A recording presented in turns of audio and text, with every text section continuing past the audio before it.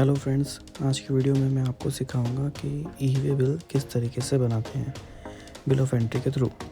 तो सबसे पहले हमें गूगल खोलना है। गूगल में जाके हमें टाइप करना है e-way bill login.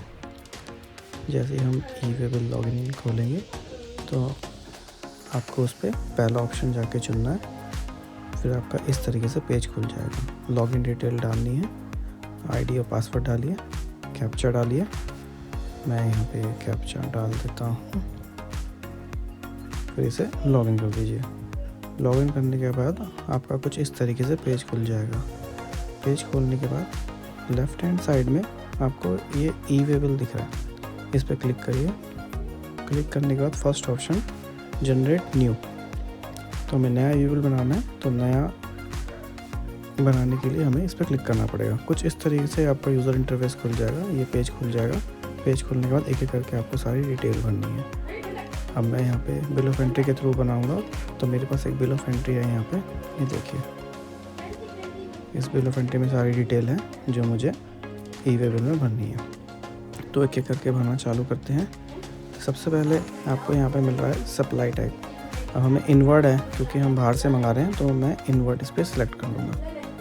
Inward select कर लिया मैंने। नेक्स्ट ऑप्शन आता है सब टाइप। सब टाइप में आपको देखना है कि इंपोर्ट है मेरा केस, तो मैंने यहाँ पे इंपोर्ट सेलेक्ट कर लिया है, क्योंकि मैं बाहर से मंगा रहा हूँ। इंपोर्ट सेलेक्ट करने के बाद बाय डिफ़ॉल्ट ये बिल ऑफ एंट्री सेलेक्ट हो जाता है।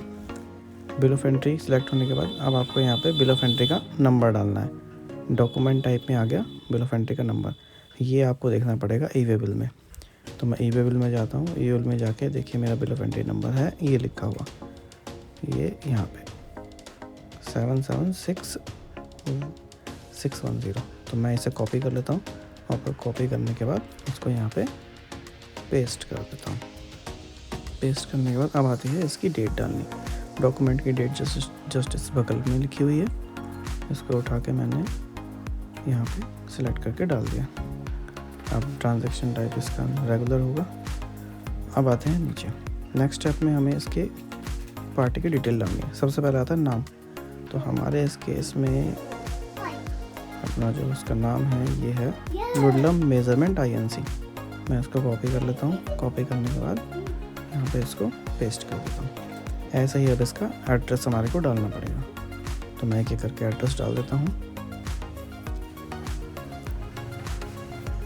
यहीं पे इसके नीचे एड्रेस भी लिखा है, सेम इसको कॉपी कर लेता हूँ, यहाँ पे पेस्ट। ऐसे ही एड्रेस कॉपी, फिर से पेस्ट। अब ये यहाँ पे आपका मेन आप कुछ भी लिख सकते हैं। जैसे यहाँ पे मेरे यहाँ पे यूनाइटेड स्टेट्स लिखा हुआ है, USA यूनाइटेड स्टेट, मैंने यूनाइटेड स्टेट्स लिख दिया। और बाहर की हम इंपोर्ट करते हैं तो उसका कोड होता है 999999। मैं इसको फिल कर देता हूँ। तो देखिए आप जैसे यहाँ पे अदर टेरिटरी लिखा हुआ आ गया है। अदर टेरिटरी सेलेक्ट कर रहे हैं और ये नीचे एक एरर आ रही है, आप इसको इग्नोर कर सकते हैं। जस्ट ये हमें कोई सिंबल नहीं डालना, डॉट वगैरह कोई भी हमारे को नहीं लिखना होता इसके अंदर। सिंबल है बट इसके बिना भी ये बन जाएगा, तो हम इसे इग्नोर कर सकते हैं। बाहर के कंट्री में हमारे इंडिया का GST उनके पास होता नहीं है, तो हम यहाँ पे URP अनरजिस्टर्ड पर्सन और स्टेट में अदर कंट्री, ऐसे ही अदर टेरिटरी आ गया। ये हमारी डिटेल है, जो हमारा क्लाइंट है उसकी डिटेल है। अब आते हैं यहाँ पे प्रोडक्ट की डिटेल भरते हैं। सबसे पहले प्रोडक्ट का नाम, description, HSN, quantity, unit, taxable value और टैक्स। तो सबसे पहले इसका नाम लिखते हैं। प्रोडक्ट का नाम हम यहाँ पे देखेंगे कि यहाँ पे प्रोडक्ट का नाम क्या है। तो आप देख सकते हैं डिस्क्रिप्शन में ही यहाँ पे इसका नाम आ गया है। अब यहाँ से देखते हैं ये कॉपी हो सकता है क्या। कॉपी यहाँ से नहीं हो पा रहा है, तो मुझे कोई दूसरी जगह से देखना पड़ेगा। एक बार ट्राई करता हूँ, नहीं हो रहा, तो मैं उसे नीचे से आके इसको कॉपी करता हूँ।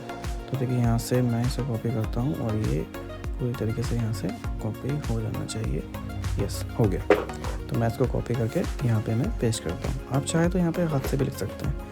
सेकंड आता है इसका डिस्क्रिप्शन। मेरे इस केस में ये प्रोडक्ट जो है मेरे मेडिकल के इक्विपमेंट में काम आएगा, तो यहाँ पे मैं मेडिकल इक्विपमेंट लिख देता हूँ। नेक्स्ट आता है अपना HSN कोड।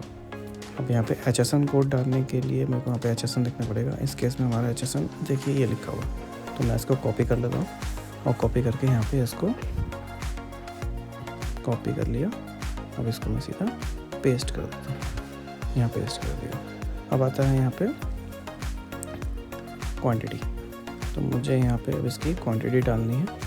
तो मैं यहाँ पे क्वांटिटी डालता हूँ 1, हमारे इस केस में 1 थी।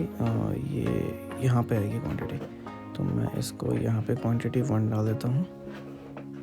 और यहाँ डालना है किस यूनिट है, हमारी यूनिट क्या है उसकी। अपने इस केस में NOS है, यानी नंबर्स में आए। ये देखिए NOS लिखा हुआ है, तो मैं यहाँ पे NOS नंबर्स जो है यहाँ पे सिलेक्ट कर लेता हूँ।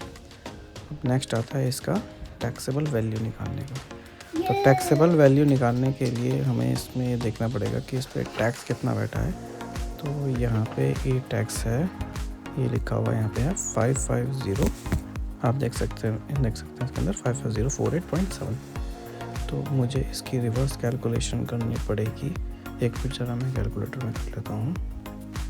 मैं देखता हूँ 55048.7 इसका है 18% पे आया है। जस्ट आप इसके ऊपर देख सकते हैं 18% लिखा हुआ है। तो इसका टैक्सेबल वैल्यू ये निकला। तो मैं इसको लिख देता हूँ यहाँ पे, ये मैंने इसका टैक्सेबल वैल्यू लिख दिया है। टैक्सेबल वैल्यू लिखने के बाद अब आता है इसका GST रेट क्या है। तो मैं इसका GST रेट यहीं पे सिलेक्ट कर लेता हूँ। जैसे मैंने आपको बताया, देखिए यहाँ पे लिखा हुआ है 18% यहाँ पे लिखा हुआ है इसके ऊपर। तो मैं इसका वहाँ पे 18% IGST सिलेक्ट कर लेता हूँ, रेट के सामने सीधा लिखा हुआ है। तो मैंने यहाँ पे इसका 18% सिलेक्ट कर लिया है। बस अब मुझे यहाँ पे इसमें आप देख सकते हैं ये IGST देखिए यहाँ पे इतना ही आ गया, सेम उसके बराबर है। तो ये क्रॉस चेक करने के लिए यहाँ पे आप चेक कर सकते हैं। अब आता है नेक्स्ट स्टेप में आपको ट्रांसपोर्टर की ID, ट्रांसपोर्टर का नाम, कितने किलोमीटर है, ये सब लिखना है। अभी इस केस में हम जो है गाड़ी से बढ़ा रहे हैं अपना सामान, कोई ट्रांसपोर्टर से मंगा रहे हैं। तो ट्रांसपोर्टर ID है नहीं, तो मैं गाड़ी का नंबर यहाँ पे मैं डाल दूँगा। नहीं तो जनरली आप कोई भी कोरियर सर्विस का नाम लिख सकते हैं, जैसे ब्लू डार्ट वगैरह। मैं यहाँ पे व्हीकल नंबर डाल देता हूँ जिस गाड़ी से हम मंगा रहे हैं। तो मैंने ये नंबर देखिए यहाँ पे लिख रखा है, मैं इसको कॉपी कर लेता हूँ। कॉपी करने के बाद इसको सेम यहाँ पे पेस्ट कर देता हूँ। अब पेस्ट करने के बाद इसको छोड़ दिया। अब मेरे इस केस में जो है सामान जो है यहाँ पे करीब डिस्टेंस जो है 60 किलोमीटर का है। तो मैंने वहाँ पे 60 किलोमीटर लिख दिया है और ये हमारा पूरा फॉर्म भर चुका है। अब मैं इसे यहाँ पे सबमिट कर दूँगा। सबमिट करने के बाद आपका ई-वे बिल बन के तैयार हो जाएगा और ये आपको कुछ इस तरीके से दिखेगा, जैसे मैंने यहाँ पे ये पहले ही बना रखा है। तो अब ये आप देख सकते हैं, इसमें आपका सबसे ऊपर QR कोड है, ई-वे बिल नंबर है, डेट है, डिलीवर्ड आपका एड्रेस दिखाएगा, सारी चीज़ें कब बना था, कब तक वैलिड है, किसको जा रहा है, कहाँ से आ रहा है सामान, और ये सारी डिटेल लिखी रहेगी। और नीचे इसके आपका गाड़ी का नंबर जैसे आपने डाला है। अब आप उम्मीद है आपको ये सब देख के आपको समझ में आया होगा कि बिल ऑफ एंट्री के थ्रू ई-वे बिल कैसे बनाना है। ये बिल ऑफ एंट्री थी और वो था उसका ई-वे बिल। तो होप आपको ये ई-वे बिल बनाना आ गया होगा। आगे और वीडियो देखने के लिए हमारे इस चैनल को सब्सक्राइब करें और वीडियो पसंद आई हो तो उसे लाइक करें। Thank you so much. जय हिंद।